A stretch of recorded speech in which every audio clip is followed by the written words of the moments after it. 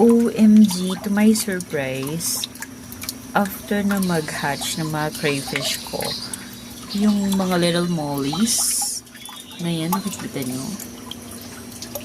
Bagong panganak lang yung mga yun. Oh my God, ang dami rin nila.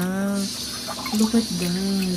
This one is, that's baby molly. And, they're black. Actually, I think, ang buntis ko dyan is yung ito, this one. Ay, hindi yan. Yung isang ganyan na orange. Where is that one? I think this one. Siya. Where? Ayan.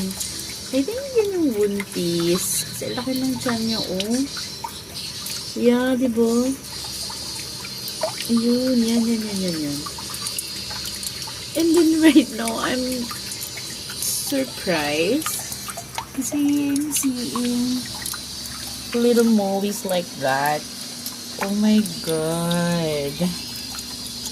I'm so happy. May mga baby mollies na rin ako.